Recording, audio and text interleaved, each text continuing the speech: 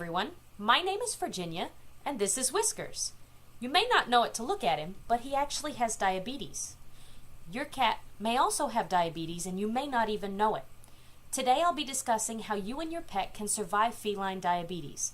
I'll discuss the symptoms, the dietary changes that are recommended, and how you can mitigate the costs of caring for a diabetic cat. Now this all started around Christmas of last year. I noticed that he spent a lot of time around his water dish, and I couldn't figure out why. So I Googled his symptoms. I came across a 2018 web article on feline diabetes by Cornell University's College of Veterinary Medicine. It points out that some of the key symptoms of feline diabetes are weight loss, excessive thirst, and excessive urination. Now, the previous months before that, I had noticed he'd lost a little bit of weight. Not much, just a little bit. So we had started changing up his diet a little bit, feeding him a little extra food. He gained some of his weight back, so I didn't worry about it too much. Until he started hanging out around his water bowl a lot, and I couldn't seem to deter him from wanting to drink gallons upon gallons of water. I mean, like a whole bucket of water. Each time he was drinking, he'd run straight to the cat box and fill that up too. Now, I was cleaning the cat box at this point multiple times a day. Then he started feeling like the cat box was too full, and he started peeing on the floor. At this point, no, we've had enough.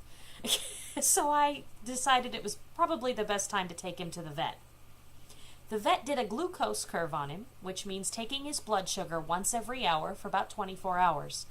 Based off of the sugar rates or the blood sugar in his system, he recommended starting him on insulin shots and also changing his diet. Now, the diet that they wanted to change him to was rather expensive, and I couldn't afford it. So I went online and did my research to try to figure out what I could do.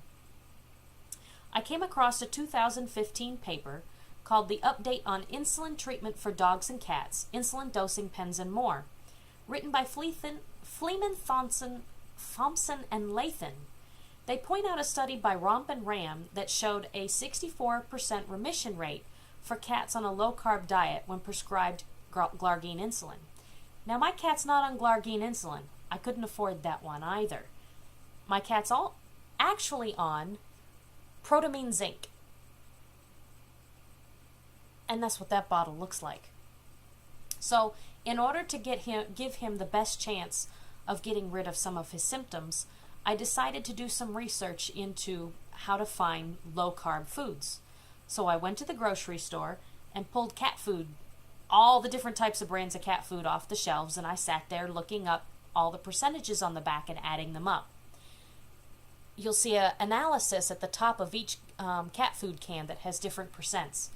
You add them up, they never add up to 100%. That missing percentage is actually your carb rate.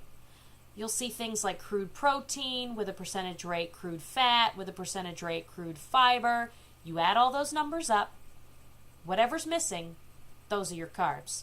For this particular brand, it's Friskies Extra Gravy Pate, and it was one of the lowest percentage rates that I could find, especially at Walmart. It gave me a 99.5% once I added up all the analyses, which left me with a 0.5% carbs.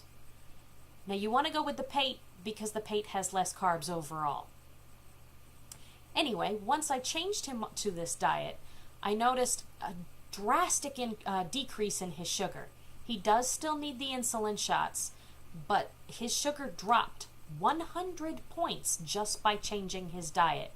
That's a big deal. That means he needs less insulin, which is cheaper.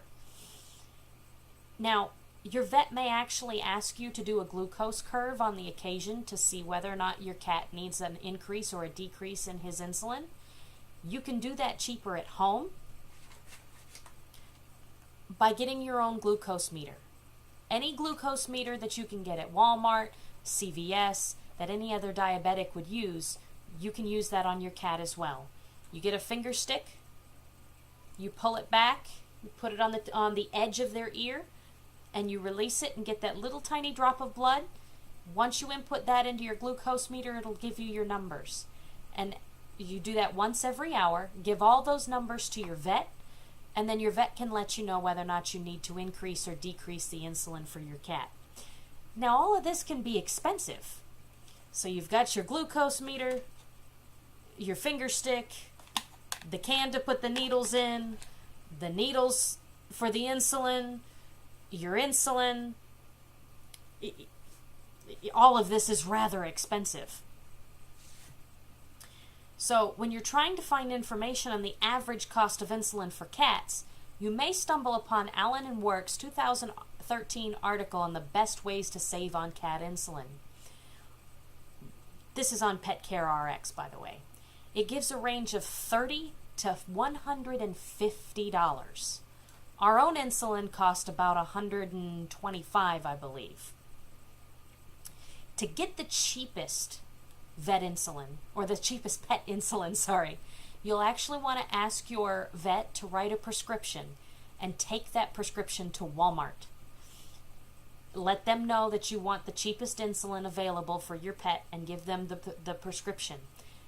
The prescription that you'll get from Walmart is about $20 to $30.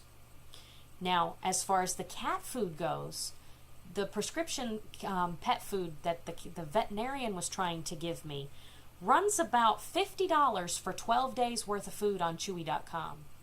Now, this same Friskies gravy or extra gravy pate runs about $14 for 12 days on Chewy.com. You'll also want to check your local grocery stores, Walmart, that sort of thing, and compare those prices.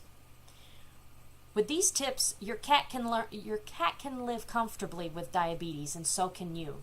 Remember to keep an eye out for weight loss, thirst, and extra peeing, as well as extra thirst out of the norm that you wouldn't normally see. Check with the vet to get a script and be sure to change your cat's diet.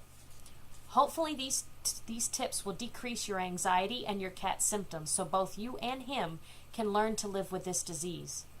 Our pets look to us to take care of them, and hopefully with this information you can help your pet.